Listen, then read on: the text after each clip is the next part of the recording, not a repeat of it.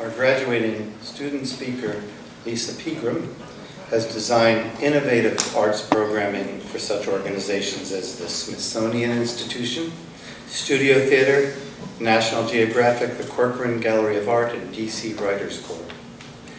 Lead local organizer of the 2008 Brave New Voices International Youth Poetry Festival, featured as a miniseries on HBO, Lisa was awarded a DC Mayor's Arts Award for Outstanding Emerging Artist. Here are a few comments from her fellow graduates. The thing that's always struck me most about Lisa is the aura of relentless generosity and grace that she shares with everyone she meets. She is a gifted writer who embraces the artist's journey, a teacher and learner who seeks discovery. It is important to note that Lisa was the original creator of the infamous Lesley MFA posse group on Facebook, which continues to be a lifeline between residencies for students. The last one. Lisa has a curiosity that is reflected in her gorgeous poetry, but also in her easy ability to befriend just about anyone.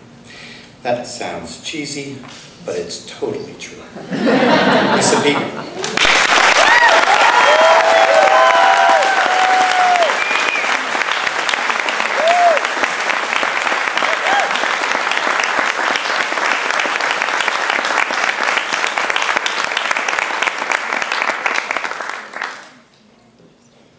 Yes, I brought tissues. Good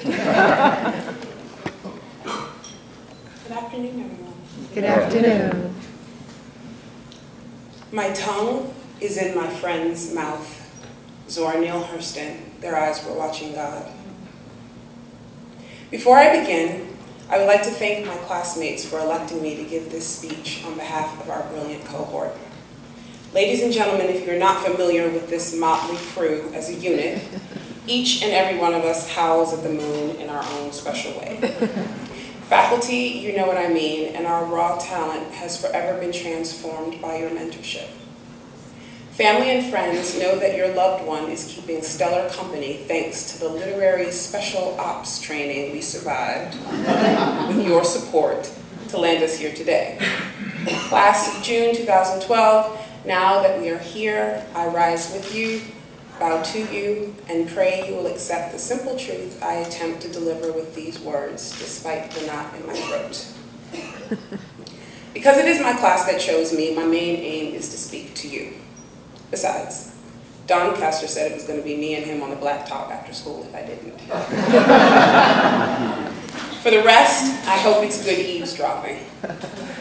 For the non-writers here, I'm sure you've wondered at least once what we talk about when we get together, put on our glasses, uncork the wine, and have a smarty pants party. Today, I welcome you into such a conversation. We are blessed to have Nikky Finney here, and I'm beyond honored to speak in your wake. So I will leave the bigger picture to the sage wisdom she just shared with us. Beloved class of June 2012, I do not have a shred of advice for you. What do I know? We all just hatched together. What I can do is call it like I see it. And when I close my eyes and think of you, 6 words appear before me in block letters written on a mirror. There is no equal to you. Why do I say this? Because I see you, and it's true. A sutra, meaning timeless truth, from the Bhagavad Gita, or a birthday card my friend Nancy gave me. Timeless. There is no equal to you yesterday, today, tomorrow, or tomorrow's tomorrow. And from what I hear, our next journey into the jungle promises lions, tigers, and/or bears in a climate of rejection, competition, and scrutiny that would at times suggest otherwise. It seems it would serve us well to be armed with an indestructible sense of self that will shield us from the targeted blows and doubt that can wither motivation, if not talent, on the vine. I say there is no equal to you because this may be the last stop on the road for a while, where a colleague will care enough to say it, who comes from a tribe you trust enough to believe it. The most important thing I've learned in the past 2 years is that the best writing is based in both skill and integrity, a higher grasp of both craft and self. On the page and off, who we are pulses between the lines, where we come from, what we fear, what we want, what we hide. There is only one you that can tell the stories you see in the way that you would tell them. Who else can speak your truth? And who knows who your truth may touch? There is no equal to you because your specific angle may be just the one to strike a nerve or chord that the world needed and may not have heard in any other way.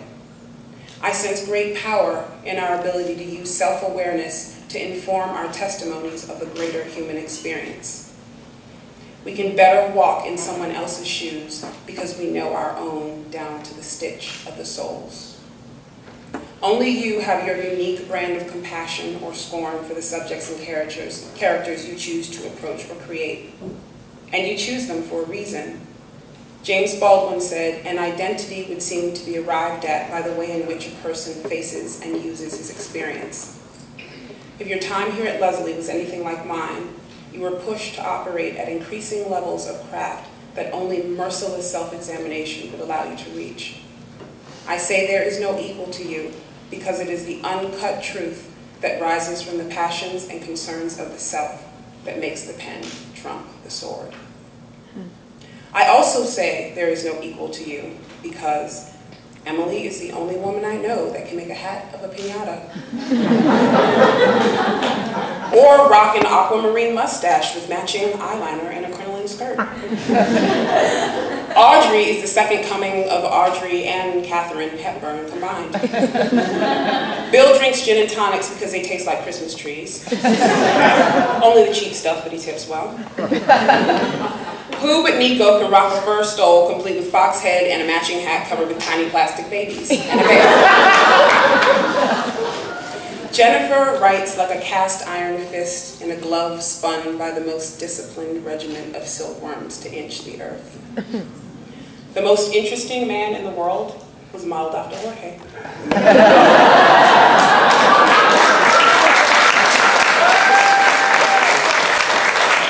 There is no equal to you because Christine brings a champagne fountain to a casual potluck.